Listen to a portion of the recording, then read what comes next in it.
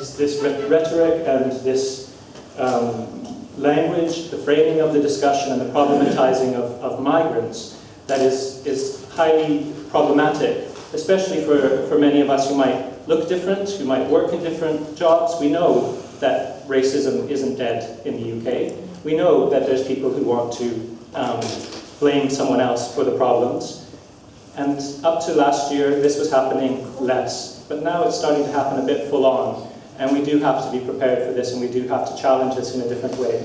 So we hope today, it's not the beginning, because we've been working on some of this for a couple of years, but it is another beginning and another step in ensuring that we learn more from others, we try to share this, and we learn from each other, so that we can build this forward to be a more positive discussion that, as I said, includes us. What brought us together, I think we were all very concerned about the way the debate on migration was heading at that time, and the absence of migrant voices from that debate.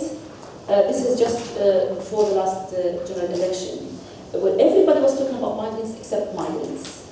So migrant voice grew out of all this. We set up then to mobilize and engage migrants in debate of migration, to build our skills and confidence, and to promote a more inclusive debate. And this is exactly what I will do today. To sum up how we are feeling at the moment, I'm going to use a quote used by the Chelsea football manager. I am concerned, but not afraid. And I guess we are concerned, and that's why we are here today. And we're not afraid, and that's why we're here today, to see what can we do about all this.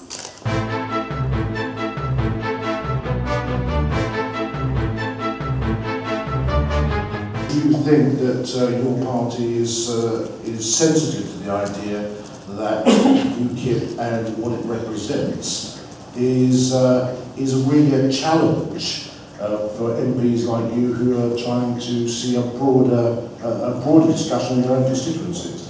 I think my own party is sensitive to the fact that the immigration system at the moment isn't working very well for all sorts of reasons. Is that what we need is to have more confidence in the immigration system. But that confidence needs to function both ways. It's not just people who are not dealing directly with the immigration system who need to have confidence in it. The customers of the immigration system, if you like, also need to have confidence in it. And at the moment, they don't have confidence in it either.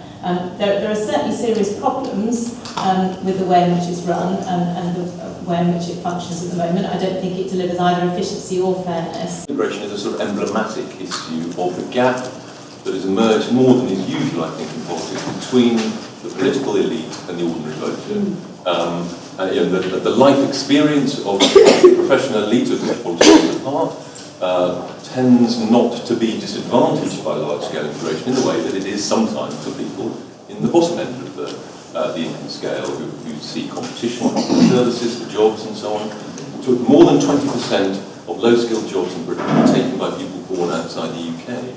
And people feel that as a disadvantage. I mean, they do not automatically see immigration as in their interests. Of course, you're a policy person, and when you look at this debate, you've got to kind of try and find a pathway forward, haven't you, in terms of proposing things where this very fragmented, often very confused debate can be articulated in a more coherent way. When you look at UKIP and you see the action-reaction that goes on, what are you thinking about?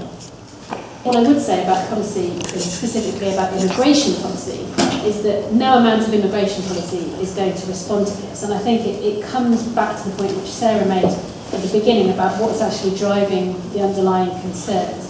And I think that when you look at the polling and when you go and speak to people, what's driving the concerns of a lot of people who are voting UKIP is a sense that things are fundamentally unfair.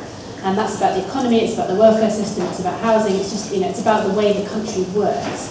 And immigration has become emblematic in some ways of some of those things. And, the way mass immigration has been related to the particular kind of economic model we've had, some of the questions about access to the benefit system, as immigration has become a symptom or a symbol of some of those wider concerns. So I think in policy terms, Sarah's absolutely right when she says you need to be talking about housing and jobs and public services and welfare.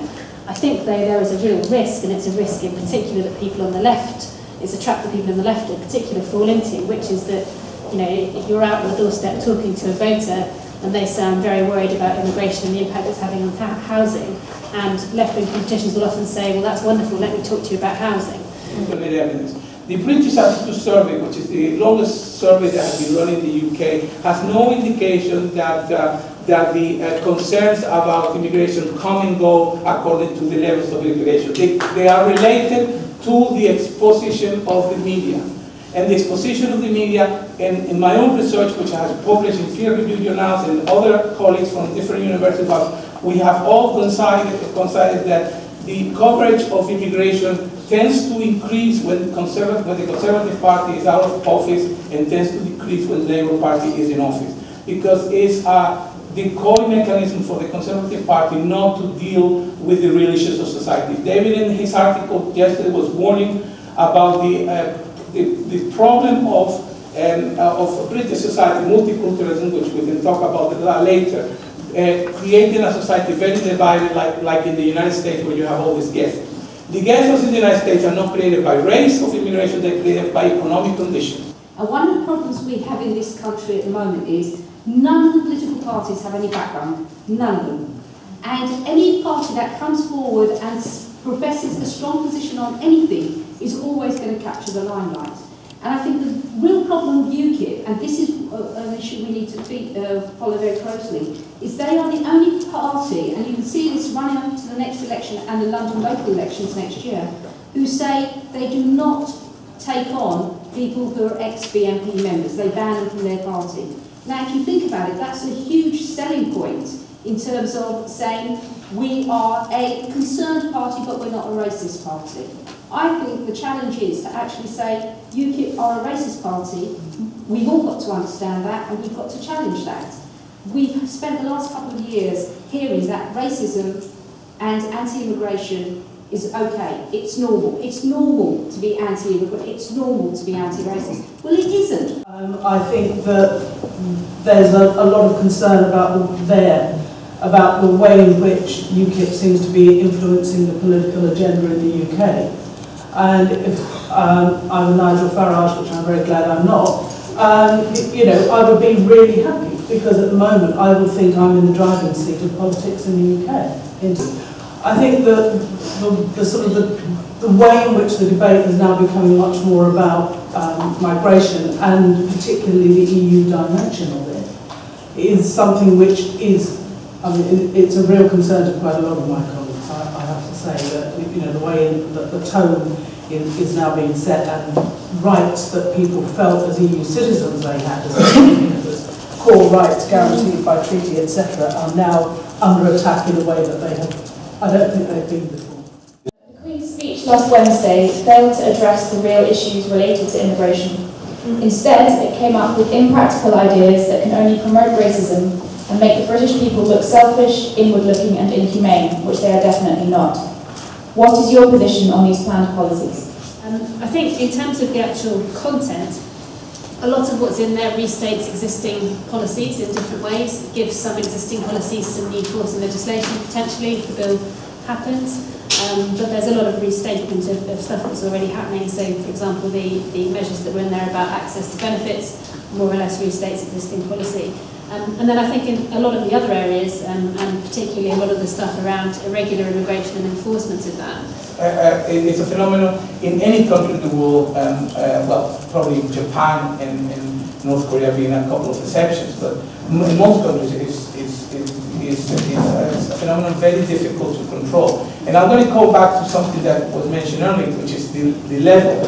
And this seems to be like a threshold in which we say 90,000, 80,000. Well, actually, if you look at the overall Europe, this is a very problematic area. You have countries like Germany who are, and Merkel there in Germany, trying to promote a very tough anti-immigration policy, but at the same time pushing for legislation to promote birth. I think it's a very real issue. Hate is hate. Whether you call it anti-racism or anti-immigration, it's hate, David, and that's wrong. There's no two ways around that.